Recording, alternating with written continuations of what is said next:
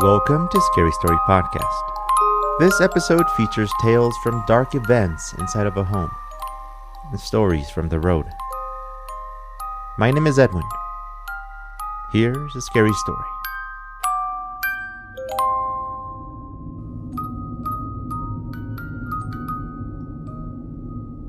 There was an old doll that lived in the basement of the house at the end of Berry Street, the place where we used to live when I was in elementary school. Nobody liked to go down there, and I remember that being the case because one time, Mom came downstairs in her bath towel to get the phone and call Dad at work, complaining that the water heater had turned off again. And even though Dad explained everything to her, she had my younger brother and I go downstairs to the basement with her. It wasn't like we could do anything to protect her or anything, but I remember understanding that even grown-ups felt scared, just like my brother and I. My brother grabbed onto my shirt as we went downstairs in a single file. Mom turned on the light. She left us standing by the base of the stairs as she reset the water heater. There was something about that place that we were terrified about. I tried not to look around too much, afraid of what I might find, but my younger brother pointed out the boxes that were stacked neatly on the corner of the basement.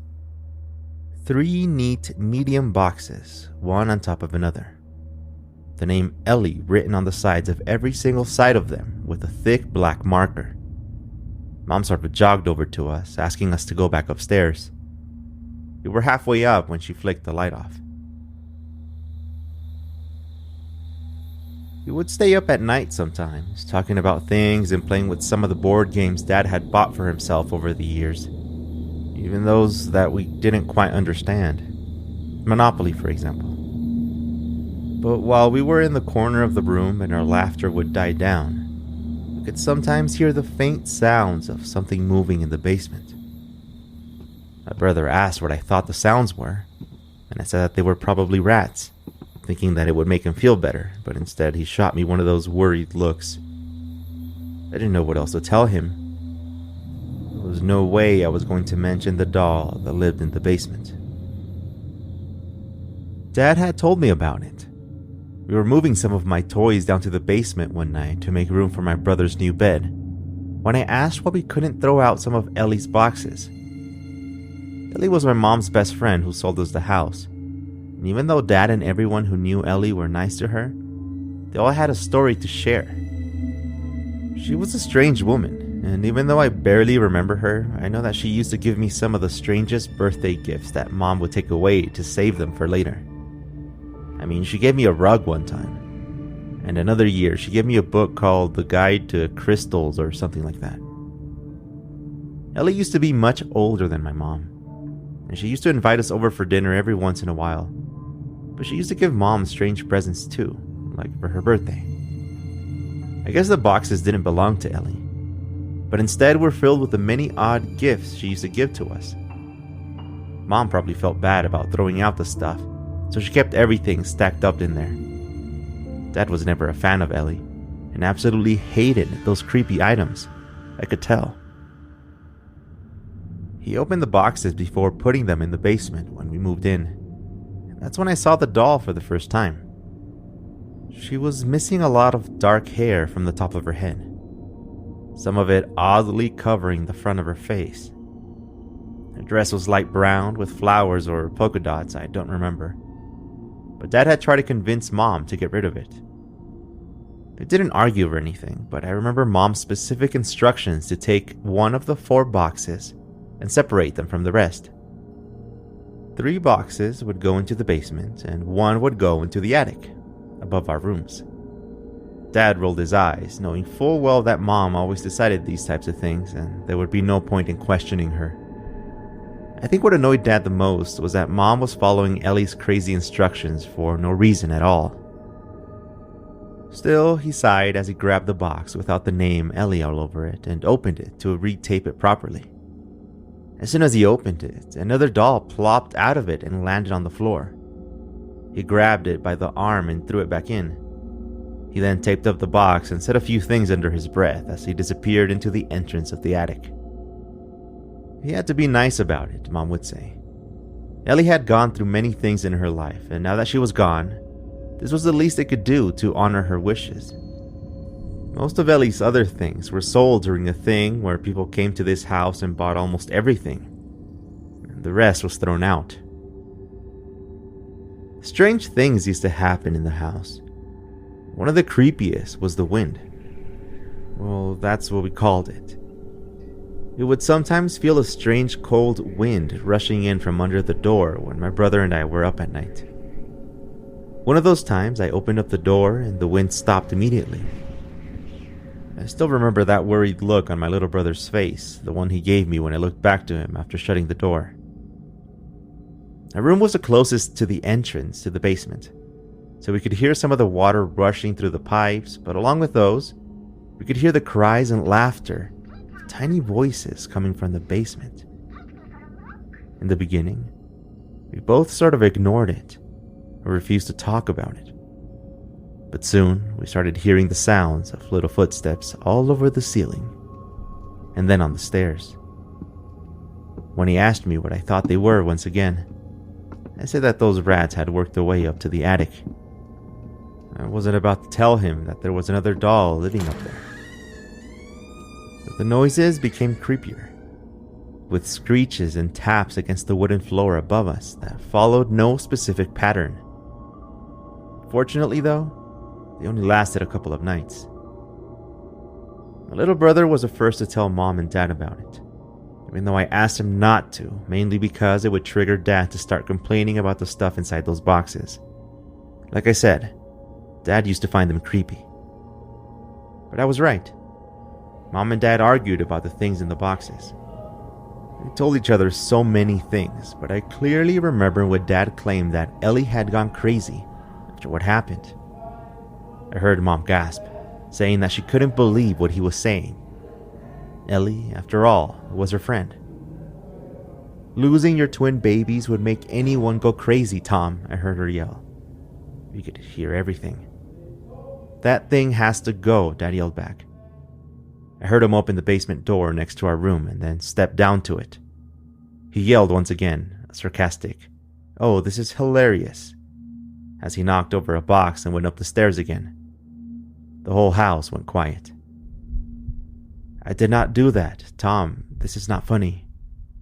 Mom's tone suddenly was soft and shaky. I rolled out of my bed quietly and went toward the window just as Dad opened the front door. He was walking out to the trash cans by the side of the house. I saw him throw out 2 old rag dolls into the trash can, and then shut the lid. We heard only the sounds of his boots against the gravel as he walked back to the house.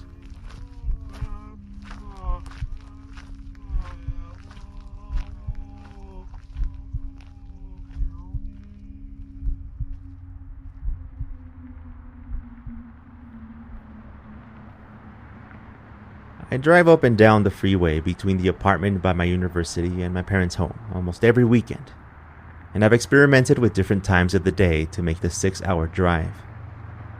I heard that people outside the United States find it strange that we can drive so much and be okay with it. But to me, it is almost relaxing to drive across a desert scenery. There isn't much to see and your legs get numb after a while, but knowing it is just you for miles and miles of road is a unique experience that I look forward to.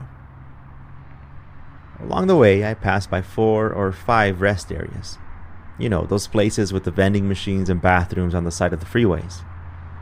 During the day, I noticed that there were a lot of people crowding up the place, and the ice cream vending machine was always out of those vanilla ice cream crunch bars. And whenever I left early in the morning, the first 10 or so miles away from the city were crowded with everyone going to work and such.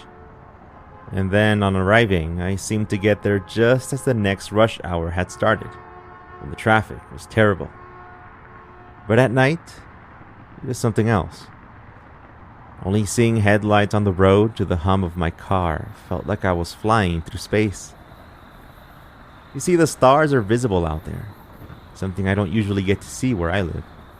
So whenever I left at night, I would make time to park the car out in the rest area by exit 57 and sit on the hood of the car just to look up at the sky. Now, I'm not a naturey person most of the time, but I genuinely started enjoying my time out there all to myself. But honestly, I'm not sure if I was alone a few of those times, despite no one being around. It was around 2 in the morning when I pulled up to the darkest part of the rest area, a parking spot by a couple of trees. There was another car parked on the other side, with the driver probably taking a short nap in that old brown hatchback. I turned off my engine and sat there for a little bit, looking out to the vast, dark fields in front of me, when suddenly I heard a woman scream from that area where the old car was. I grabbed the keys from the ignition, my phone, and ran out of the car. It took me a little while to turn on the flashlight on my phone, but when I did, I shined it toward the field in front of me and then toward the car.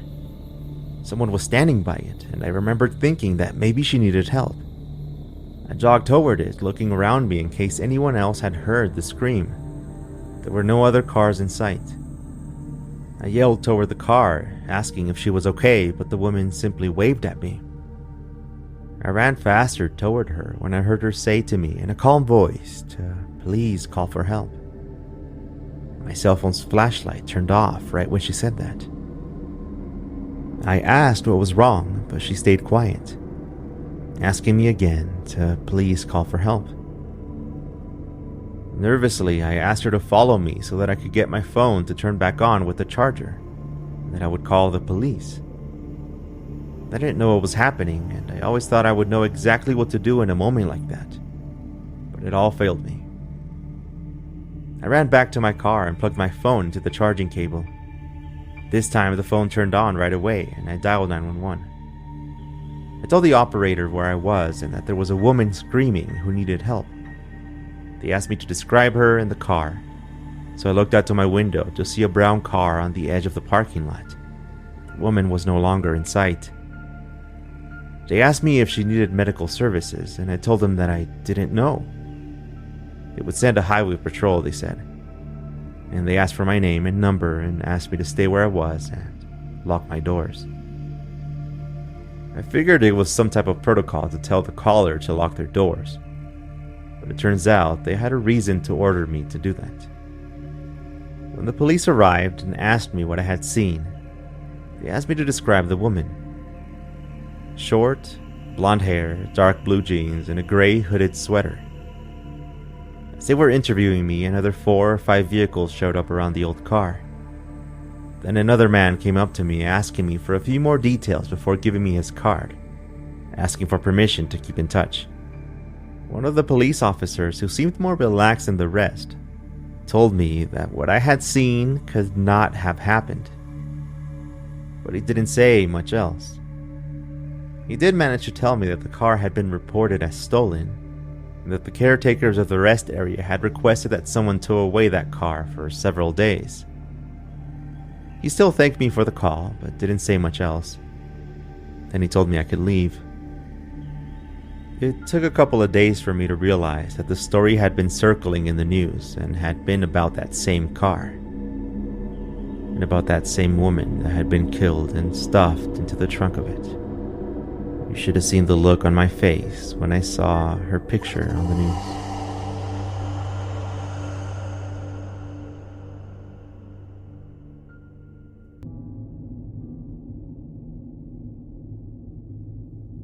I took up a job as a truck driver making deliveries from coast to coast. But by far, some of the strangest experiences of my life happened on the same stretch of road along the 10 freeway in Texas. There is an exit there that has a sort of history with us truck drivers, particularly the old-timers who are still running loads from place to place. There is talk about the phantom signals, which are a series of messages that get picked up by radio receivers, some talking about deliveries to warehouses that have been closed down decades ago. Not all trucks have radios nowadays, but I thought that they did when I first started. So of course, when the salesman offered the installation, I said yes without thinking because, like I said, I thought that it was a mandatory thing. The story of the phantom signals was told to me when, as I was driving through that stretch of road, I heard someone say a dirty joke and then laugh until he started coughing. I picked up the radio to try and say something to him when another transmission came through. It said something about the panda bears, which is a code word for police cars out on the road. Then it faded out as it started talking about lots of loads available at a place called Stacy's. I'm not familiar with a lot of these things, so I usually ask others with more experience than me about them. So when I got to the truck stop, some of the other truck drivers were hanging out by the front of the convenience store when I heard one of them mention Stacy's. I walked up to them and asked what Stacy's was. They joked about one of them, an older truck driver who had worked for the company a long time ago. Then I mentioned that I had heard that name on the radio the previous night.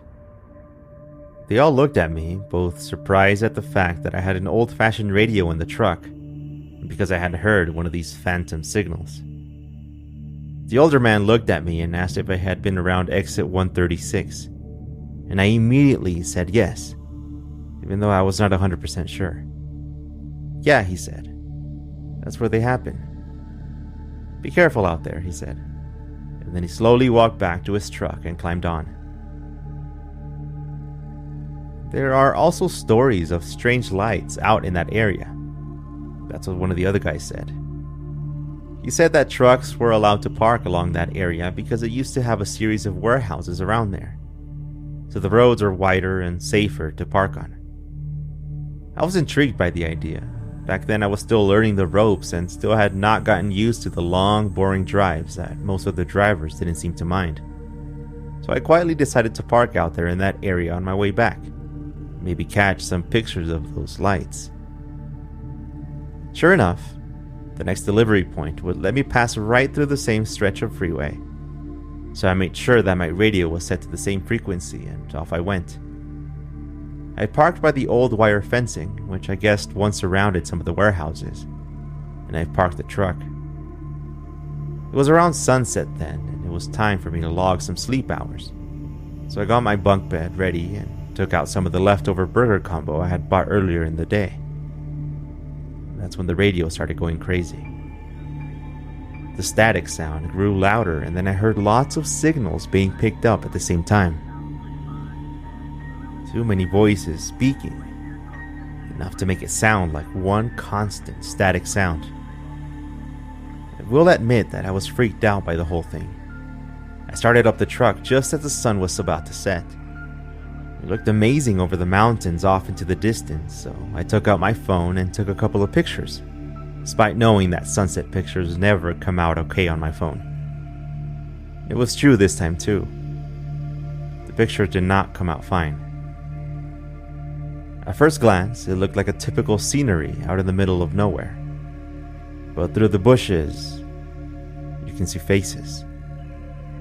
Faces on the ground and on the bushes themselves, like distinct reflections of real people standing around the outside.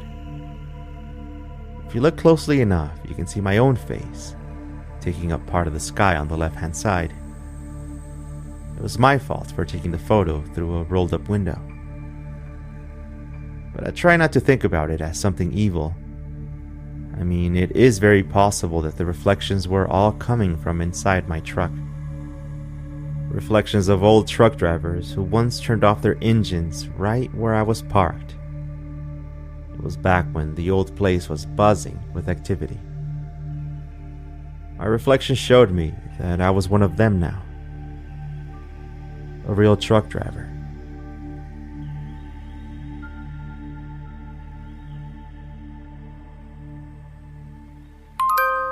Scary Story Podcast is written and produced by me, EDWIN.